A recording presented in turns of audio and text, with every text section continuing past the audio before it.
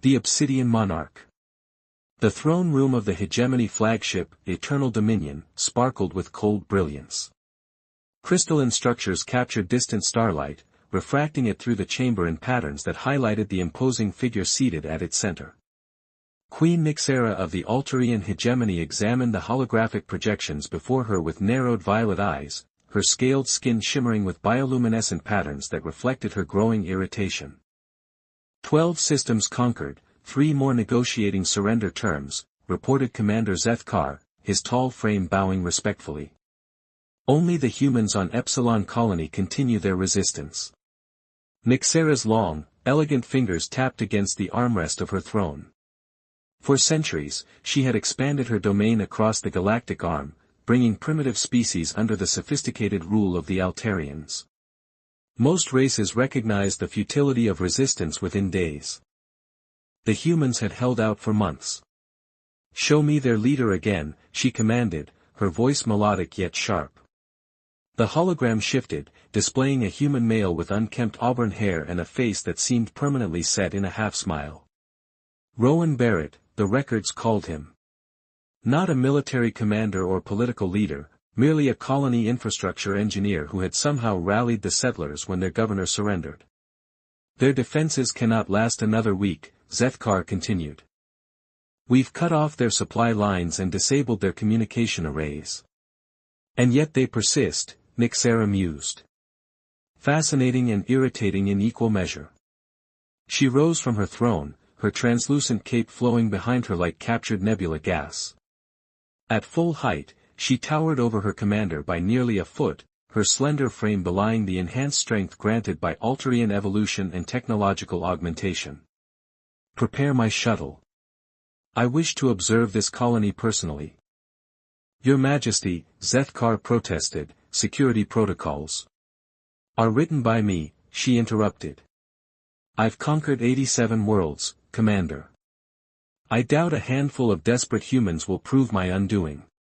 Hours later, cloaked in perception-altering technology that rendered her invisible to primitive sensors, Nyxera walked the muddy streets of Epsilon Colony.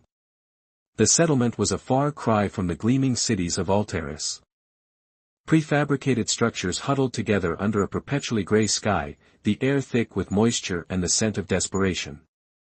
What caught her attention, however, was not the colony's obvious technological inferiority, but the strange atmosphere of determination that permeated everything. Children were being taught in makeshift schools. Gardens flourished in unlikely spaces. A medical center operated with surprising efficiency despite obvious supply shortages. She found Rowan Barrett at the colony's power station, his hands deep in the guts of a generator that, by all rights, should have failed weeks ago. "Hand me that coupling, June," he said without looking up, addressing a teenage girl who was passing him tools. "This one?" the girl asked. "Perfect. Now watch, the trick is to bypass the regulator without triggering the safety shutdown." His hands moved with surprising grace for their size, manipulating components in ways their designers likely never intended. "But the manual says." "Manuals are written for ideal conditions," Rowan interrupted with a laugh. "We left those behind when the shiny Space Empress decided our little mud ball looked good in her collection." Nyxera felt an unfamiliar sensation, something between amusement and offense. No one in her empire would dare speak of her with such casual disrespect. "There!" Rowan exclaimed as the generator hummed to life. "That'll keep the hydroponics section running another week. The Altarians might control the skies, but they haven't figured out how to stop us from growing potatoes." The Queen followed him throughout the day, observing as he moved from crisis to crisis. A water purifier threatening to fail. A solar array damaged in the last bombing run. A child with a broken arm. Rowan approached each problem with the same unflappable energy, part engineer, part cheerleader, part stubborn mule. That evening, in a moment of uncharacteristic impulsivity, Nyxera deactivated her cloaking technology while Rowan sat alone on a rooftop, staring at the Altarian warships visible in the twilight sky. "You should have surrendered," she said, causing him to nearly fall from his perch in surprise. To his credit, he recovered quickly, regarding the alien queen with wary curiosity rather than terror. "Fancy meeting the Empress herself. Come to check on your latest acquisition." "You're not acquired yet," she corrected, settling beside him with fluid grace. "Though it's merely a matter of time." Rowan shrugged. "Time's all we've got plenty of." "Well, that and spirit. Spirit won't stop orbital bombardment." "Maybe not," he conceded. "But it's kept us going this long. Your kind measures success in territory. We measure it in moments worth fighting for." Nixera studied him, perplexed by his calm defiance. "My kind has existed for millennia. We've seen hundreds of civilizations rise and fall. What makes humans think they're different?" Rowan grinned. "Probably our remarkable ability to be unreasonable in the face of overwhelming odds. It's something of a specialty." Despite herself, Nixera felt her mouth curve slightly. "You find humor in your impending defeat?" "I find humor wherever I can. It's cheaper than therapy and more effective than despair." As night fell fully, they sat in unexpected companionship, the conqueror and the resistant, watching the same stars with vastly different perspectives. "Tomorrow," Rowan said eventually, "you'll probably order another strategic strike on our power grid. We'll patch it together again with spit and determination. The day after, maybe our water filtration. We'll drink from puddles if we have to." "You cannot win," Nixera stated simply. "Winning isn't always the point," he replied. "Sometimes existing despite someone's best efforts to erase you is victory enough." The queen departed without responding, troubled by thoughts she'd never entertained before. Throughout her long reign, resistance had always been a calculation error on the part of lesser species. Now, for the first time, she wondered if there might be equations beyond her understanding. Over the next week, Nixera returned to the colony repeatedly, observing Rowan and the other humans. She watched children play games during air raids. She saw couples marry under skies threatened by her warships. She witnessed Rowan organize community meals where dwindling supplies were shared with surprising generosity. "Commander," she said upon returning to her flagship one evening, "revise our approach to Epsilon Colony. Cease bombardment of civilian infrastructure." Zethkar's expression betrayed his confusion. "Your Majesty. I wish to understand their persistence," she explained. "Destroying them outright seems wasteful." "As you command," he replied, though his tone suggested concern for her judgment. That night, as Nixera reviewed conquest strategies for neighboring systems, she found herself distracted by thoughts of muddy streets and improvised solutions. Of laughter in the face of doom. Of a certain human with infuriating confidence and inexplicable optimism. For the first time in centuries of rule, Queen Nixera of the Alterian hegemony hesitated.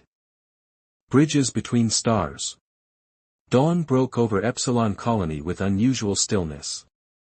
The colonists emerged from their shelters cautiously, eyes scanning the sky where Alterian warships had loomed for months. The bombardment that had become routine was mysteriously absent. Rowan Barrett stood at the colony's perimeter fence, sharing a cup of synthetic coffee with the settlement's doctor, a woman named Thea who had once been a renowned surgeon on Earth before seeking the frontier life. "They're planning something," Thea said, her dark eyes narrowed at the distant silhouettes of alien vessels. "This silence feels calculated." Rowan sipped the bitter liquid thoughtfully. "Maybe. Or maybe they're getting bored with us. Hard to feel glorious conquering farmers and engineers." "You actually believe that?" Thea asked skeptically. "No," Rowan admitted with a wry smile. "But optimism is my job around here." He had just turned to head toward the damaged eastern sector when he spotted her, the Alterian queen, no longer bothering with her cloaking technology, walking openly through the colony in what appeared to be a simplified version of her royal attire. The colonists gave her a wide berth, some ducking into buildings, others watching with wary hostility. "Your Majesty," Rowan called out, approaching with deliberate casualness that belied the tension rippling through him. "Bit dangerous walking around without your invisible bubble, isn't it?" Some folks here might have strong feelings about your redecorating efforts. Nyxera regarded him with those unsettling violet eyes. My guards are nearby, though concealed. I deemed it counterproductive to continue observing in secret. Counterproductive to what? Understanding, she replied simply. What followed was perhaps the strangest diplomatic tour in human history. The alien queen who had ordered strikes against their colony walked alongside Rowan as he conducted his daily rounds, observing with intense curiosity as he repaired equipment, resolved disputes, and encouraged the weary. Your species adapts remarkably well to deprivation, she noted as they passed through the hydroponics bay where colonists had ingeniously rerouted water systems to maximize crop yield. Necessity and creativity are old friends to humans, Rowan replied. We've spent most of our history figuring out how to survive with too little. The Alterian philosophy has always been different, Nyxera said. We build systems of absolute efficiency, eliminating unpredictability. Rowan laughed. Sounds terribly boring. Her bioluminescent patterns flashed in what he was beginning to recognize as surprise. Efficiency is boring. Without a little chaos, where's the fun? The breakthroughs? The moments worth remembering? He gestured around them. Look at what we've accomplished under pressure. Before your ships arrived, these people argued over entertainment schedules and complained about food variety. Now they're inventing water recycling methods that engineers back on Earth would envy. The Queen was silent for a long moment. I've conquered 87 worlds, Rowan Barrett. None have responded as yours has. Maybe you've been conquering the wrong worlds, he suggested boldly. That evening, they found themselves again on the rooftop that had become their unofficial meeting place. The stars shone brilliantly above, unobscured by the usual pollutants of a developing colony. My advisors believe I've lost objectivity, Nyxera admitted, her voice softer than he'd ever heard it.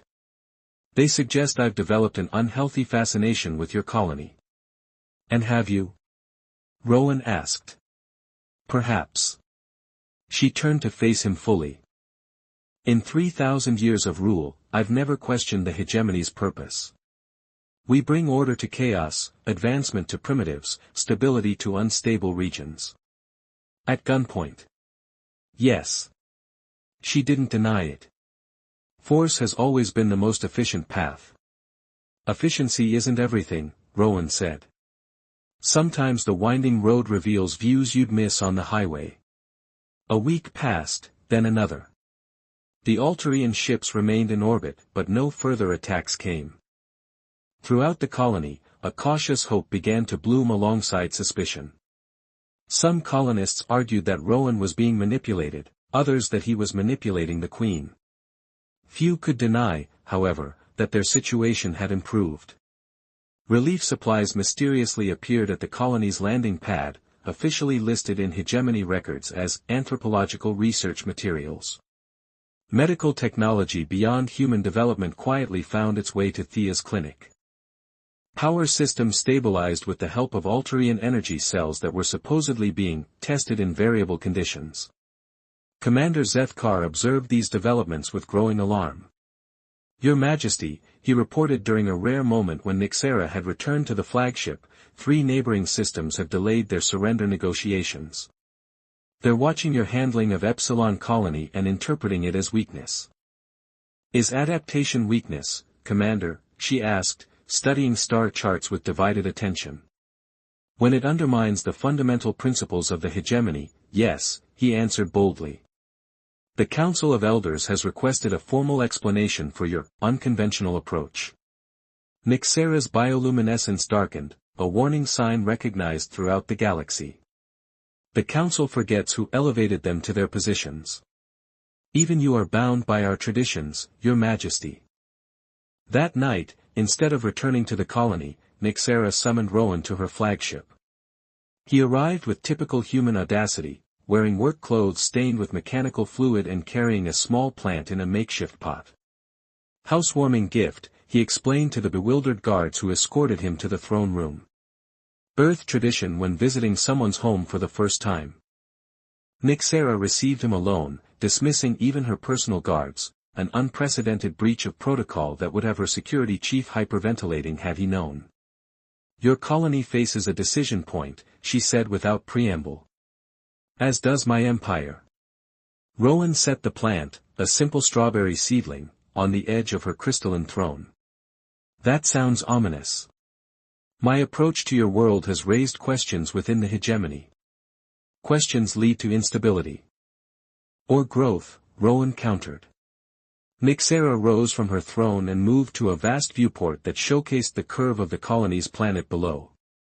"For millennia, the Alterian way has been absolute. Those who join our hegemony prosper through integration. Those who resist are overcome. And now you're considering a third option?" Rowan asked, coming to stand beside her. "I am." Her voice was barely audible. "My advisors believe I've been contaminated by exposure to human unpredictability. Perhaps they're right.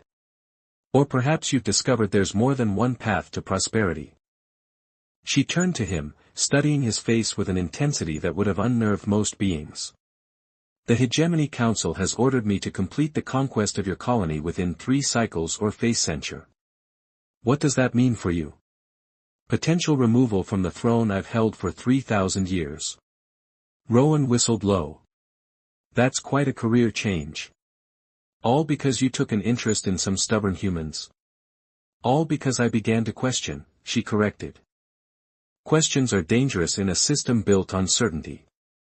They stood in silence, conqueror and conquered, separated by biology and culture yet connected by something neither could fully articulate, a bridge forming between stars that had never before aligned. "There is a third option," she said finally. "One unprecedented in hegemony history. I'm listening.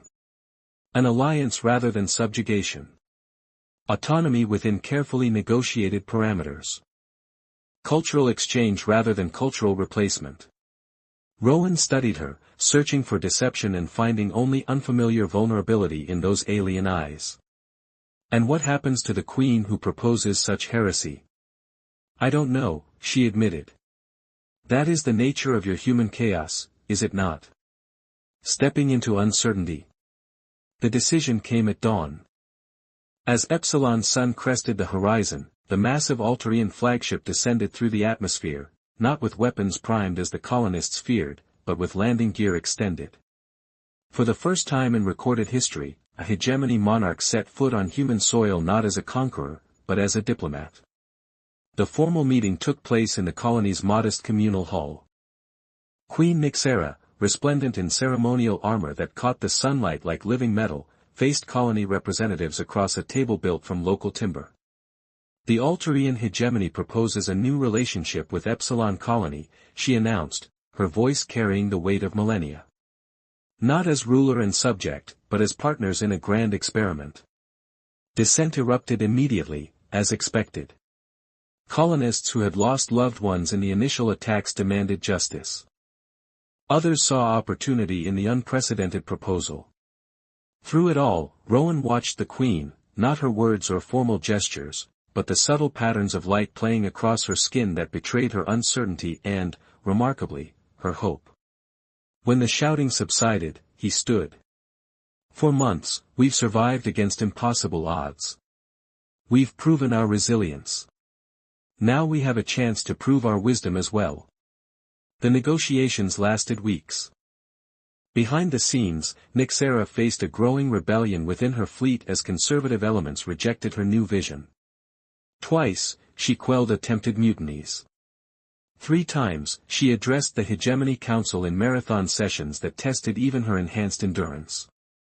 Through it all, she and Rowan continued their rooftop conversations, no longer adversaries but partners navigating uncharted territories of interspecies cooperation.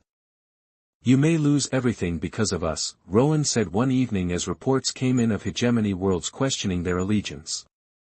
"I ruled without questioning for 3,000 years, she replied.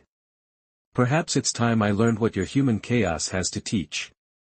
6 months later, when the first human delegation traveled to Alteris Prime, they were led by a somewhat cleaner but still irreverent Rowan Barrett. Beside him walked Queen Nyxera, her royal regalia now incorporating subtle elements of human design, a symbolic bridge between stars that had once seemed impossibly distant. The hegemony was changing, painfully and with resistance, but changing nonetheless. And at its center stood the queen who had ruled without mercy until one human made her hesitate, and in that hesitation, found a new kind of strength that no conquest could have provided.